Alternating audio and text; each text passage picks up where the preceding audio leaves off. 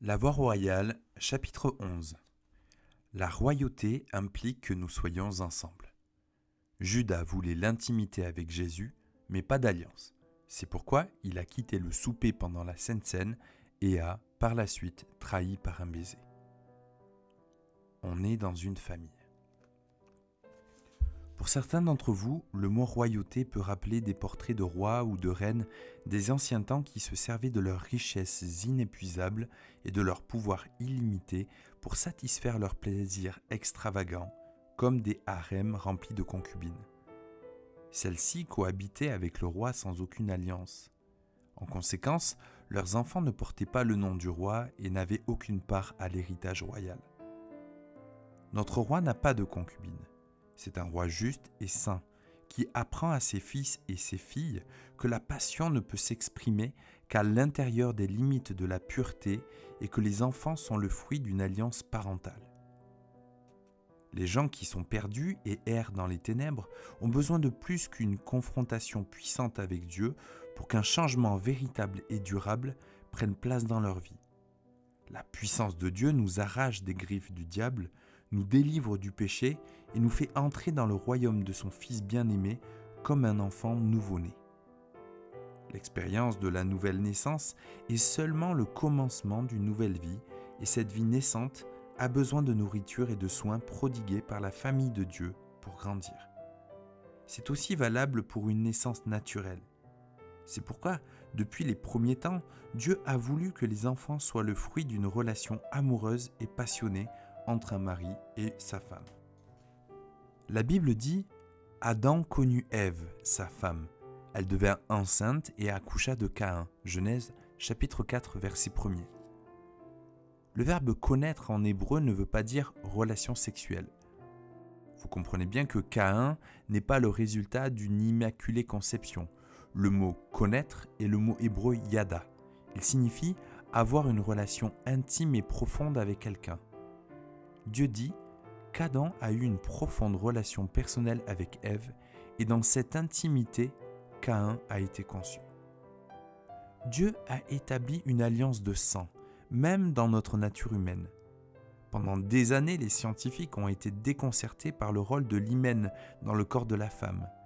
Il n'a physiquement aucune raison d'être. Quand il est déchiré, il ne peut se reconstituer, comme les autres parties du corps. Un jour, j'ai compris que Dieu voulait que les enfants soient issus d'une alliance entre mari et femme, et pour que l'alliance soit ratifiée avant la conception de l'enfant, il a fait couler le sang. Dans notre société, il est commun que les enfants soient conçus pendant un seul rapport, une nuit, ou dans un élan de passion. Il y a encore pire. Certains enfants sont le résultat d'un viol. Il y a viol quand un des deux partenaires force l'autre à se soumettre à sa volonté. Nous vivons dans un monde qui désire l'intimité sans la responsabilité et le plaisir sans alliance. Je développerai plus loin le fruit de ce désir d'un moment, mais je tiens à souligner que beaucoup de membres des églises ont été influencés par cette façon de faire. Semaine après semaine, nous voyons des gens naître de nouveau dans nos églises. Mais où sont-ils ? La majorité d'entre eux, peu de temps après avoir versé des larmes de repentance, sont plongés dans des combats et se débattent pour survivre. Rien de cela ne reflète le plan de Dieu. Les jeunes croyants ne doivent pas seulement être applaudis quand ils avancent devant l'estrade, mais ils doivent être reçus dans une famille qui va les nourrir et les diriger dans la vie.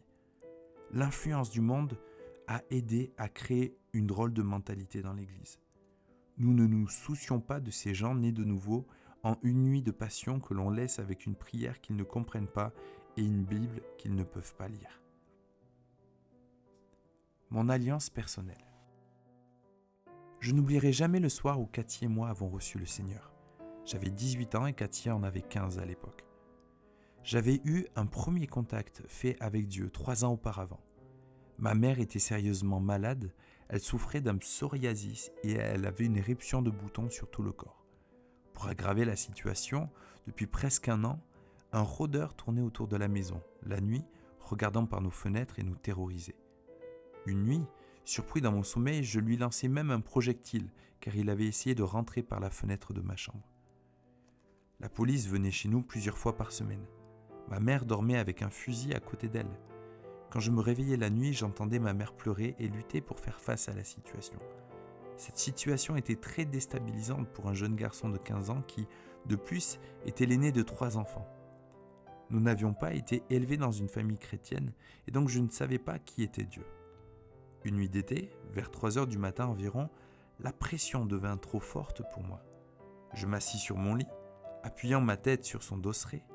Il faisait nuit noire et je pouvais entendre ma mère qui pleurait doucement dans sa chambre. Désespéré, je m'écriais « Dieu, si tu existes et si tu guéris ma mère, j'essaierai de découvrir qui tu es et je te servirai le restant de ma vie. » D'une voix audible, j'entendis ces mots. « Mon nom est Jésus-Christ et tu as ce que tu as demandé. » Le lendemain matin, ma mère se réveilla complètement guérie. Son psoriasis était parti. Dans les jours qui suivent, la police arrêta leur odeur et notre vie commença à changer. Il se passa environ une semaine. J'étais allongé dans mon lit, il était environ minuit, et je repassais dans ma tête ces événements étranges quand j'entendis à nouveau une voix. Cette voix disait « Mon nom est Jésus-Christ. Tu m'as dit que si je guérissais ta mère, tu me servirais. Or, j'attends. » J'ai commencé à chercher Dieu partout. Je me suis rendu dans différentes églises. Je restais debout dans le fond pendant le service et j'attendais de voir si Dieu était là. Je repartais souvent déçu, me disant en moi-même « Le Dieu qui m'a parlé n'est pas là. » Enfin, 3 ans plus tard, Cathy et moi furent invités à une réunion de maison. Nous étions beaucoup de jeunes entassés dans cette pièce. Ils étaient enthousiasmés par Jésus. Nous sommes entrés et nous nous sommes assis par terre. Nous étions une centaine environ. Ce fut d'abord la louange et tous commencèrent à chanter avec ferveur, les mains levées. Puis la musique se tut et celui qui dirigeait la réunion a lancé une invitation à tous ceux qui voulaient recevoir Christ dans leur cœur. Cathy et moi levâmes la main et nous adressâmes une prière vers le Seigneur, lui demandant de pardonner nos péchés et de venir habiter en nous. Sur le moment, nous n'avons pas compris, mais ce qui s'est passé après a changé nos vies pour toujours. Après la réunion, le responsable est venu vers nous et s'est présenté. Il nous a expliqué ce que voulait dire être sauvé. Il nous a aussi expliqué que nous étions des bébés nouveau-nés dans le royaume de Dieu et que nous avions besoin de père. Il nous a alors présentés à 3 jeunes et a demandé lequel d'entre eux était prêt à nous servir de père. Je n'ai pas tout de suite réalisé que ce don d'un père n'était pas quelque chose d'habituel dans l'église à cette époque parce que je n'étais pas beaucoup allé à l'église. Un homme du nom d'Art Kipperman, qui avait 3 ans de plus que nous, s'est présenté pour être notre père. Avec sa femme Cathy, ils sont devenus nos parents spirituels. Pour nous, c'était impressionnant d'avoir quelqu'un pour nous guider et s'occuper de nos vies. À partir de ce moment, nous avons eu, avec eux, de bonnes relations. Quelques années plus tard, nous avons déménagé pour aller à Trinity Alps, dans le nord de la Californie. Nous sommes restés 1 an là, sans l'aide d'une mère ou d'un père spirituel. Cela me manquait et je me sentais perdu. J'ai commencé à crier à Dieu et lui ai demandé de m'envoyer un père. Je travaillais alors comme mécanicien dans un garage. Un jour, alors que j'étais allongé sous une Jeep verte, j'entendis le Seigneur me dire « L'homme qui possède cette Jeep sera ton père. » J'avais prié avec ferveur ce jour-là pour que Dieu comble le vide de ma vie, mais je ne savais pas à qui appartenait cette Jeep. Quand ce client revint reprendre sa voiture, je lui expliquai quel travail j'avais fait et il régla sa facture. J'étais très nerveux. Il avait environ 20 ans de plus que moi et paraissait accueillant et rempli d'amour. Je l'accompagnai à sa voiture, essayant de rassembler mon courage pour lui faire part de ce que le Seigneur m'avait dit. Il monta dans sa voiture, descendit la vitre alors que j'essayais de m'exprimer en cherchant mes mots. Enfin, je laissai échapper ces paroles. Dieu m'a dit que l'homme qui possédait cette Jeep allait être mon père spirituel. J'avais de la peine à retenir mes larmes. Il arrêta son moteur et ouvrit la porte. Il se tint sur ses pieds, mit ses bras autour de moi et dit « Ce sera un honneur pour moi que d'être votre père. » Le nom de cet homme est Bill Debiberry et il a été mon guide pendant plus de 20 ans. Son amour et son sens de la discipline ont changé ma vie. Je suis pour toujours en dette avec lui.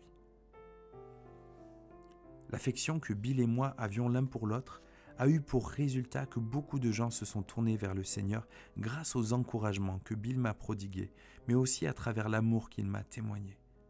De la même façon, le désir de Dieu est que les époux soient épris l'un de l'autre et que la venue des enfants soit le fruit de leur amour. La présence même de nos enfants nous rappelle l'alliance d'amour que nous partageons. Quand les enfants sont le fruit d'un amour partagé plutôt que le résultat d'un désir charnel, le lien qui unit parents et enfants se révèle durable, solide et immuable. Les cœurs des enfants sont des parchemins sur lesquels mari et femme s'écrivent des mots d'amour. Cette sorte de relation apporte aux enfants la sécurité. Ils sont équilibrés, ont une saine estime d'eux-mêmes parce que les parents les estiment. Quand l'Église de Jésus-Christ devient une famille au lieu d'être un harem, les gens ne viendront pas seulement à l'Église, ils seront l'Église. Ce ne sera plus un endroit où ils vont, mais une tribu dans laquelle ils vivent, un peuple dont ils sont responsables, une famille où ils s'épauleront les uns les autres, dans les bons comme dans les mauvais, où ils grandiront ensemble dans la maladie et dans la santé, jusqu'à ce que la mort les sépare. Ils ne changeront pas d'église parce que la louange n'est pas aussi bonne que dans l'église de Joe qui est dans le bas de la rue. Ils auront une place dans une famille où ils entendront la voix de leur berger, à travers les paroles de leurs dirigeants. L'alliance signifie aussi qu'ils appartiennent à une communauté où ils ne sont pas seulement les consommateurs, mais où ils apportent leur contribution. L'alliance délivre les leaders du piège de la performance, car le troupeau ne vient plus pour se distraire, mais pour être conduit. Une génération sans père. Nous vivons un temps qui est probablement celui dans l'histoire du monde où les pères font le plus défaut. C'est dû en partie au fait que les gens choisissent la cohabitation et le divorce au lieu d'un engagement durable. Même les gens qui se marient dans notre pays sont plus préoccupés par le désir de se faire de l'argent que d'élever une famille. Pourtant, il reste une promesse donnée il y a longtemps par un vieux prophète pour un futur lointain. Voici ces paroles. « Voici, moi-même je vous enverrai le prophète Élie, avant la venue du jour de l'Éternel, jour grand et redoutable. Il ramènera le cœur des pères à leurs fils et le cœur des fils à leurs pères, de peur que je ne vienne frapper le pays d'interdit. » Malachie, chapitre 3, versets 23 et 24. Il y a presque 3000 ans, le prophète Malachie savait combien il était important, dans les derniers jours, de réunir les pères et les fils. Il a vu longtemps avant que le rétablissement des alliances entre mari et femme serait la force qui briserait les malédictions qui pèsent sur notre pays. Ce réveil des derniers jours sera basé à la fois sur la famille naturelle et la famille spirituelle. Les malédictions sont le prix douloureux à payer inéluctablement pour des alliances inexistantes ou brisées. Je suis bien placé pour le savoir, comme je vous l'ai partagé dans le premier chapitre de ce livre. Après le décès de mon père, ma maman a donné naissance à un garçon, Kelly, mon demi-frère, et le fils de mon beau-père. Leur mariage a duré 5 ans, puis ils se sont séparés. Kelly avait alors 5 ans. Après que le divorce fut prononcé, le papa de Kelly appelait, généralement quand il était ivre, une fois par mois pour exercer ses droits de visite. Il avait coutume de dire « Je viendrai chercher Kelly à 5 heures ce soir ». Kelly était si content à l'idée d'aller voir son père qu'il préparait ses affaires très tôt le matin. Il prenait sa petite valise et s'asseyait sous le porche, avec habituellement 1 ou 2 heures d'avance. Il restait assis là pendant de longues heures, soit sous le soleil brûlant d'été, soit sous le froid glacial de l'hiver. Il pouvait attendre dehors quelquefois jusqu'à très tard dans la nuit. Je finissais par sortir et lui dire « Kelly, pourquoi ne rentres-tu pas ? Ton père ne viendra probablement pas. » Mais il me répondait invariablement « Mon papa va venir, je sais qu'il va venir. » Aux alentours de minuit, il s'endormait assis sur sa petite valise. J'allais le chercher et le porter dans son lit. Cela s'est reproduit des fois et des fois, causant des blessures profondes, allant même jusqu'à briser le cœur de Kelly. Les enfants qui survivent à ce genre de situation deviennent indépendants et rebelles parce qu'ils ont appris à ne faire confiance à personne et surtout pas à ceux qui ont autorité sur eux. Il y a beaucoup de Kelly dans le monde qui sont nés en dehors d'une alliance ou qui ont expérimenté une alliance brisée à travers un divorce. Il y a beaucoup d'autres enfants qui ont des papas et des mamans pour qui être parent n'est qu'une distraction ou un travail que l'on met de côté parce que trop occupés à leur réussite professionnelle. Quand il n'y a pas de relation affectueuse dans la vie des enfants, un autre message s'inscrit dans leur cœur. Ce n'est pas un message d'amour, mais plutôt un sentiment de rejet et d'abandon. Ces choses s'impriment dans leur cœur d'enfant à cause d'une conduite insouciante et du souvenir de nuits solitaires. C'est la même situation qui se produit au sein des enfants de Dieu. Tout comme mon petit frère qui n'a jamais connu l'amour d'un père, nous donnons naissance dans l'Église à des enfants et nous les laissons sans père. Et ils essaient de survivre tout seuls. Jésus ne nous a pas demandé de faire des enfants, mais de faire des disciples. Le mot disciple veut dire élève. Le disciple, de par sa nature, a besoin de quelqu'un pour l'enseigner. Qu'arrive-t-il aux nouveaux croyants qui ne sont pas entourés de parents ? La plupart retournent dans le monde d'où ils ont été tirés. Plus tard, quand quelqu'un essaie de les ramener à Christ, c'est pratiquement impossible. Ils pensent « j'ai déjà essayé cela et ça ne marche pas ». La vérité est que ce qu'ils ont expérimenté a peu de rapport avec l'Évangile. Évangile veut dire bonne nouvelle. Une grande partie de ce qui est bon dans la nouvelle est que nous sommes supposés naître dans une famille qui prend soin de nous. Nous ne voulons pas être influencés par des fanatiques qui se soucient plus de gagner des âmes que d'adopter des fils et des filles. Un peu comme une femme qui tombe enceinte à un moment précis, nous conduisons des gens à Christ sans établir de relation avec eux ou sans prévoir un entourage spirituel pour eux. Cela arrive souvent chez nous. Il y a d'abord la musique qui crée la bonne atmosphère pour l'idylle. Le pasteur est bien entraîné pour faire son message. Il est rodé, il l'a fait plusieurs fois auparavant. La passion grandit et l'enfant spirituel est conçu. Parfois, cela peut ressembler à une relation non consentie, quand les gens se tournent vers Dieu par peur, quand on leur annonce toutes les mauvaises choses qui vont leur arriver s'ils ne s'avancent pas et s'ils ne se lèvent pas et s'ils ne lèvent pas leurs mains. La façon dont l'évangile est annoncé dans beaucoup d'endroits aujourd'hui me fait plus penser à un stage de stimulation à la vente plutôt qu'à une école de préparation à l'accouchement. Les gens se soucient plus de trouver quelqu'un pour prier pour eux que de s'intéresser à l'enfant à naître. Quand les enfants sont conçus de cette façon, ce sont des bâtards. Mais si vous êtes exempt de la correction à laquelle tous ont part, alors vous êtes des bâtards et non des fils. Hébreux chapitre 12, verset 8. Ils ne savent même pas qui est leur père. Nous leur disons que nous les aimons, mais trop souvent nous ne leur montrons pas. Personne ne les recueille. Nous ne pouvons pas laisser cette mauvaise annonce de l'évangile continuer. Nous devons réagir, devenir des pères et des mères qui se soucient de leurs enfants. Tous les Kelly du monde aspirent à ce que quelqu'un s'occupe d'eux. Au cours de ces 100 dernières années, à travers le réveil de Pentecôte, nous avons été témoins du rétablissement du rôle du Saint-Esprit dans l'Église. À la fin des années 60 et au début des années 70 est apparu le mouvement pour Jésus, qui a changé la culture hippie et transformé beaucoup de nos villes. Le dernier réveil sera inauguré par les prophètes et il insistera sur le rôle des pères. Sa caractéristique sera une complète réforme de la paternité et une restauration du rôle du père et du statut de fils. Comme cela va révolutionner la famille, notre culture sera finalement transformée. Une véritable alliance. La paternité commence par le mariage. Le mariage est une alliance. L'alliance comprend 3 aspects. En premier, c'est un contrat qui ne peut être brisé que par la mort. Deuxièmement, cela implique que ceux qui le font meurent à eux-mêmes par égard envers leur partenaire. Et pour finir, les 2 parties se donnent le droit d'influencer mutuellement leurs décisions. En d'autres mots, chaque partenaire ne doit pas perdre de vue qu'il accepte cette relation, non pas pour ce qu'il peut lui apporter, mais aussi pour ce qu'il peut en recevoir.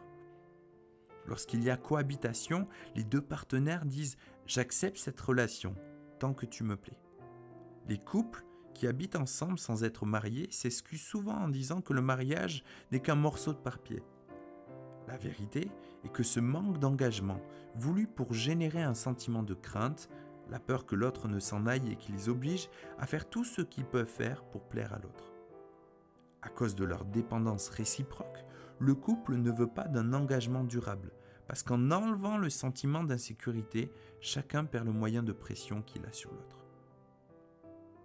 Ceux qui cohabitent trouvent difficile de prendre une décision pour s'engager envers quelqu'un pour toujours, parce qu'ils ne sont pas sûrs de la façon dont ils seront traités dans le futur.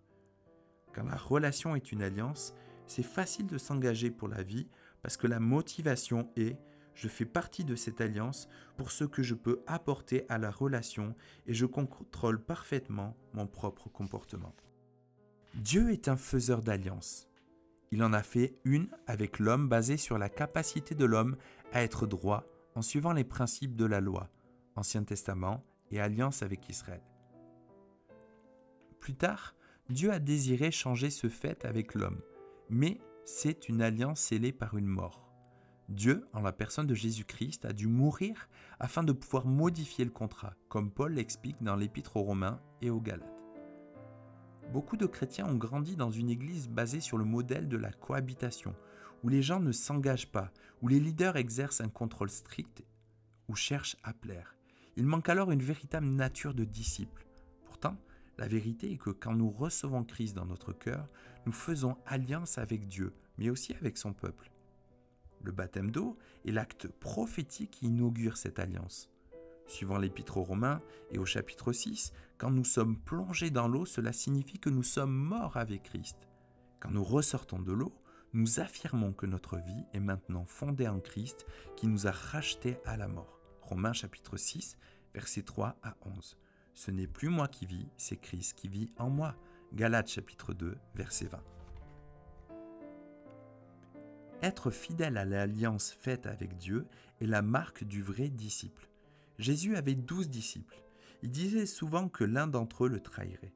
Cela m'effraie un peu de le dire que les 11 autres qui ont vécu, dormi, mangé et exercé le ministère ensemble avec puissance pendant 3 ans et demi ne sont pas rendus compte que Judas était un traître. Il devait être capable de guérir les malades, de chasser les démons, aussi bien que n'importe quel autre disciple. Sinon, son manque de puissance aurait été un acte révélateur, prouvant que c'était un traître. La nuit précédant la Pâque juive, Jésus a dit « Faisons une alliance ». Il a pris du pain et a prononcé ces paroles « Ceci est mon corps qui est donné pour vous ». Luc chapitre 22, verset 19. Aussitôt que Judas s'est rendu compte qu'une alliance était exigée, son masque s'est envolé. Judas était un faux apôtre.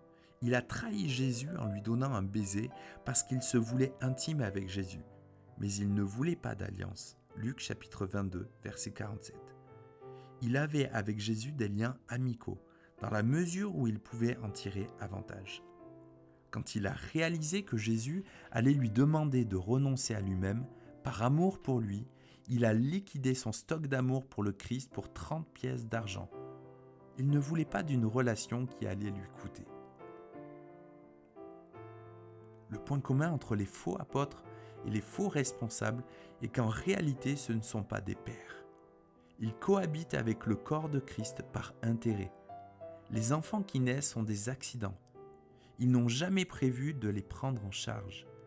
Quand finalement ils se trouvent piégés dans leurs propres péchés, ils essaient de se sauver eux-mêmes. Judas s'est pendu au lieu d'accepter ce que Christ a fait pour eux. Cet esprit de Judas est très prononcé pour notre culture. Il a commencé à dominer sur la façon de penser de nos concitoyens.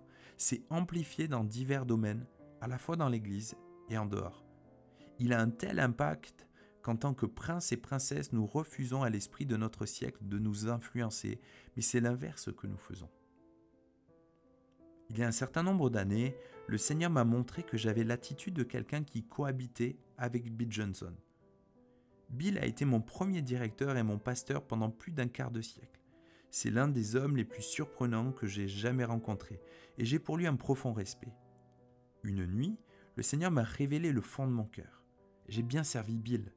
J'ai agi du mieux que j'ai pu envers lui et pourtant, je n'avais pas l'intention de rester avec lui pour toujours. Je voulais être l'homme de la situation, le patron, le numéro 1, et je l'utilisais pour arriver à mes fins. Le Seigneur m'a dit, « Tu parles toujours d'alliance, mais tu n'en as pas encore conclu avec ton Père spirituel. Tu le sers pour le bénéfice que tu peux en tirer, mais non pas pour son profit à lui. Je veux que tu consacres le reste de ta vie à le servir. » Oh là là, j'étais perdu. Je me suis rendu compte que je ne voulais pas me soumettre à quelqu'un. Tous mes manques de confiance ont refait surface. Étais-je sûr que si je consacrais ma vie à servir Bill, il me rendrait l'appareil ? Plus important encore, pouvais-je faire confiance à Jésus pour accéder au désir de mon cœur alors que je servais quelqu'un d'autre ? Pourrais-je vivre en voyant la renommée de Bill grandir grâce aux choses que je faisais, sous prétexte que les gens voyaient l'église de Bethel comme l'église de Bill ? Voulais-je passer le reste de ma vie dans l'ombre d'un homme célèbre ? La fausseté de mon cœur était dévoilée. Pouah ! La conviction que je devais servir Bill grandissait de jour en jour, jusqu'au moment où je n'ai plus été capable de résister. Il n'était pas possible que je reçoive seulement un message. Je devais être le message. Je devais apporter un changement dans ma vie, mais c'était conflictuel. Bill et moi participions à une retraite pour hommes ensemble à Orange Valley, en Californie. C'était un moment où j'étais le plus tendu. Et pour rendre les choses encore plus difficiles, nous faisions le trajet ensemble dans la même voiture. À l'aller, nous avons très peu parlé, ce qui est l'habitude habituelle de Bill, il est très calme.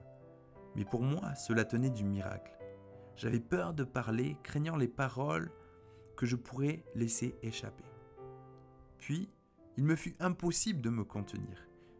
Bill conduisait, je me tournai vers lui en m'écriant « J'ai décidé de faire alliance avec toi et je veux passer le reste de ma vie à te servir. Un des buts principaux de ma vie à partir d'aujourd'hui est de m'assurer que tu accomplisses tout ce que Dieu t'a demandé de faire et je resterai avec toi jusqu'à ce que la mort nous sépare. » J'ai pensé mourir à ce moment-là parce que la révélation de ce que je venais de faire émanait du plus profond de mon être et je suis un homme fidèle à sa parole. Bill se tourna vers moi et me dit « Merci ». Bill a certainement pensé que j'exprimais quelque chose que j'avais sur le cœur, car j'étais à son service depuis longtemps, mais ce n'était pas le cas. Ces mots ont changé ma vie. À partir de ce moment, j'ai fait un pas de plus avec Dieu. Mon ministère s'est développé de manière prodigieuse et mes finances ont plus que doublé. Ce livre, en fait, a vu le jour parce que Bill m'a encouragé et m'a stimulé. Il s'est même mis en rapport avec la société d'édition Destiny Images et s'est arrangé pour qu'elle accepte de lire mon manuscrit. Nous devons passer de la cohabitation à l'alliance pour que l'Église redevienne la famille de Dieu. L'attestation d'un comportement royal est la capacité que nous avons de renoncer à nous-mêmes pour faire alliance avec les autres pour l'amour du royaume de Dieu. Quand l'Église devient véritablement une famille et donne naissance à des fils et des filles qui manifesteront leur alliance avec l'époux, les fondations de nos villes seront ébranlées. Il y aura un contraste effarant entre la convoitise du monde et l'amour de Dieu. Enfin, le monde va recevoir ce qu'il désire ardemment, l'amour surnaturel, inconditionnel de notre Père Céleste qui nous aime, nous qui sommes ses fils et ses filles. Il est temps que nous annoncions la vérité.